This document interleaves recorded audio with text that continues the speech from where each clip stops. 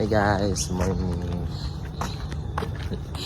Morning, andito kami sa street namin. Hey, Kasi, sunrise. kasi hindi pwedeng hindi pwedeng mapalayo kami kasi yung mga bata nasa bahay. Yan o, yung mga bata. Tutulog. Tulog, doon lang yung bahay namin. So pag may, kunwari, gigising or kung may mangyaring Takbuhan na lang. tatakbo na lang. Lapit lang naman. Pakita mo doon lang. Pakita mo yun. Ay, wag na lang. Andun. Doon, dead end na yun. Lumahamog ko. Sunrise lang. Oh, ayun, may It's not clouds, Dad, no? Oh, I think. Hala. It's not clouds. Hamog lang yan. Kita mo yung mga puti-puti na yan. Dito. Malamig. Ano pa ngayon guys? Super. 6:00. Tigil mo na. Ano? 6:02. 6:02 pa lang. Hawak ko yung isang phone kaya hindi ako makapag-vlog guys. Ganda, sunrise. Bihira lang namin makita. Mostly nasa bed pa kami ngayon. Pero motivated kami. Motivated. Tignan mo naman katawan namin, no? Dad bod. Kailangan ng papayat. Let's go. 30 minutes walk. 30 minutes walk.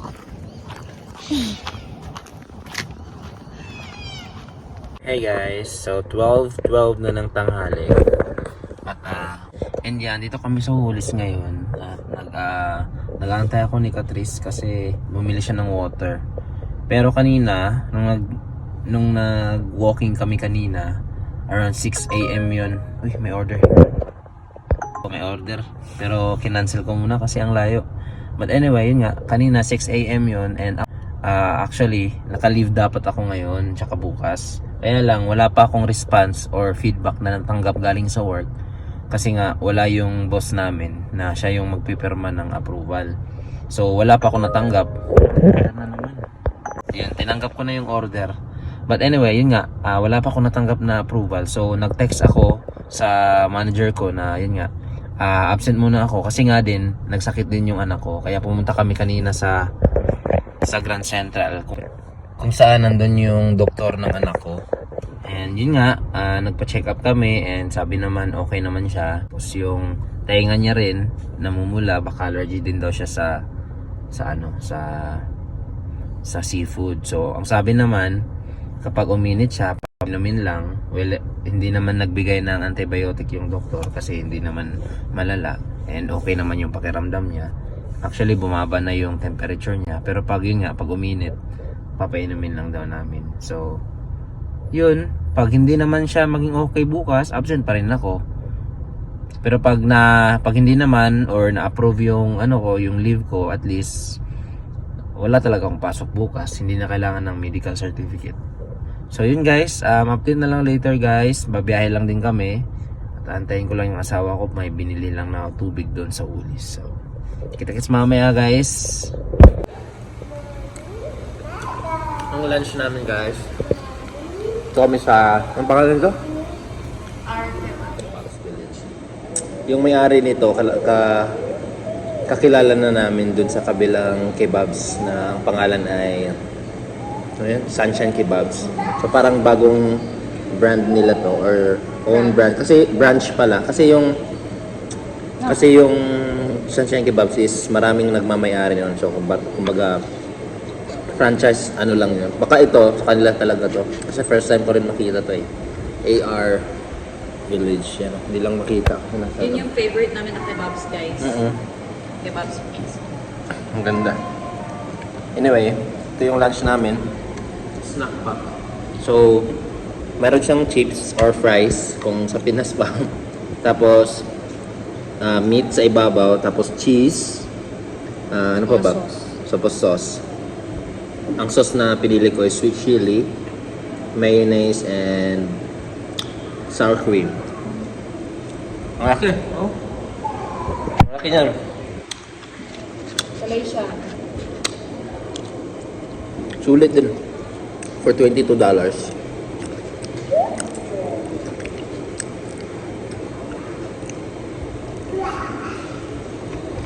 Lunch break pa lang namin guys kasi bumabiyahe kami.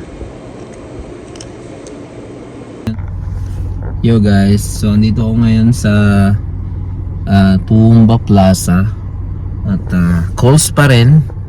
Dito ako sa car. Tsaka binabantayan ko yung anak ko. Kumalaw. Natutulog kasi. So si Catrice at saka si Tali guys. Hinaan ko lang yung boss kasi natutulog yung bunso namin. So si Catrice at si Tali ay nasa calls kasi nakakuha kami ng pack and deliver or shop and deliver doon sa Uber, which is kami yung bibili ng mga in-order ng mga customer. So kumbaga kami yung magsha-shopping para sa kanila. Kami din yung magbabayad through e-wallet na ang nag-provide nun yung e-wallet is yung si Uber. So i-double click lang namin yun sa mga iPhone user or sa mga Android user. I-double click mo lang yung button mo sa gilid ng phone, tapos lalabas na yung wallet. I don't know kung paano siya set up sa Android, basta sa iPhone is double click mo lang yun, tapos lalabas na yung card. And kapag na-detect na ni Uber na naka-check out, na-click mo na yung Uber, tapos na-check out mo na, na-scan mo na lahat ng item, nabili mo na-scan mo na sa counter, kasi pwede kang mag-scan ng self-service. So na-scan mo na lahat, madedetect nila yun kung magkano yung estimated na total ng pinamili mo dun sa binili ng customer sa apps. So kailangan hindi siya nagkakalayo. Siguro ang pagitan nila siguro nasa mga $10 difference. Kasi ganun yun kapag kasi lumampas ka, kunwari ang order nila is bread, tapos yung bread is $5, tapos yung bread na binili mo is nasa mga $10 or big difference yung presyo niya, sasabihan ka ng Uber na, are you sure this is the correct answer? Are you sure this is the correct item? Tapos ipapariskan sa'yo, sasabihin din sa'yo. Minsan most probably ipapaulit sa'yo, ipascan yung item na nabili mo. Tapos sasabihin sa'yo na this is not the correct item. So tapos lalabas doon yung item you scanned, tapos correct item. So kung ano yung item na inano mo, side by side nila yun, makikita mo yung difference. Minsan talaga may difference pero magkaparehas ng muka. Kunwari yung sugar, parehas lang sila ng packaging, pero sa ilalim pala may nakalagay brown sugar, tapos yung isa naman raw sugar or white sugar, pero yung packaging nila parehas lang. So ganun lang yun. Anyway, nag-aantay lang ako sa kanila. Update lang din guys, pupunta kami kay Mama ngayon, at saka may pinamili kaming mga karne. Ayan pork belly. Pinamili namin yan kanina kasi nga ano tawag dito, binili namin yan dahil gagawing humba yan nila Mama. Kaya din ang rason din kung bakit kami pupunta doon kay Mama is ibibigay namin to doon kasi si Mama yung magluluto ng humba. Yeah, so ngayon papunta na kami ngayon doon after ng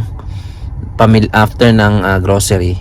So yeah, update na lang later guys kung anong mangyayari. This is a very very short vlog today kasi nga hindi masyadong productive yung araw namin ngayon. Gawa ding nakakapagod din kasi ngayong araw dahil nagbiyahe kami kahapon. So I would say this is a rest day vlog. Natulog, ang tagal din namin gumising kanina, as I said, ang tagal namin nagising, natulog kami ulit. But yeah, so tingnan natin kung ano mangyayari ngayong araw guys, and thank you guys for watching. At tuloy-tuloy na itong vlog natin. So yun naman yung good side doon. So thank you guys, kita-kits mamaya and update ko kayo. Yo guys, dito kami kay La Papa. Pakita ko sa inyo itong mga sapatos na bilhin nila kahapon. How much? $50. Sa pera natin, bilang $50? 1.5 no? Mga 1.7. Pero yung $50 guys, 40% off pa yan. Kasi nakalagay doon sa wall, additional 50%, ay 40%. Pero pag Saturday, 50%. Ito malupit. Yanis. You know, signature shoes, 34. Signature. Yan ano nakalagay. Yanis, ay, pala Yanis. Zoom Freak 5, size 12. $70. So, mga 2K. Mga 2-1 or 2-2. Mga ganyan. Tapos, 40% pa. So, nasa mga ano lang, no? 1-2, 1-3, no? Pwede na. Ito pa.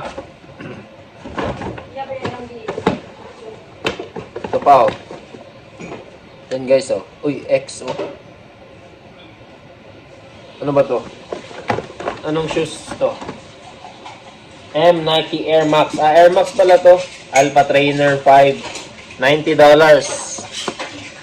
Ano na lang to? $90 sa mga 50. Mga 1.7. Ito same din. Parehas lang. Apat. Sisiyo lang guys. Oh. Nandun na pala yung dalawa. 6 to ma? 6. Ayos. Para na lang ipamimigay dito yung ano, sapatos. Hey guys, time check 6:40 ng gabi. Nautusan ako ni mama ng ano, ng Coke.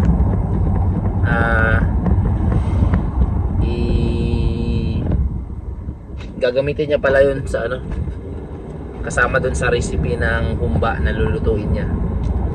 So yeah.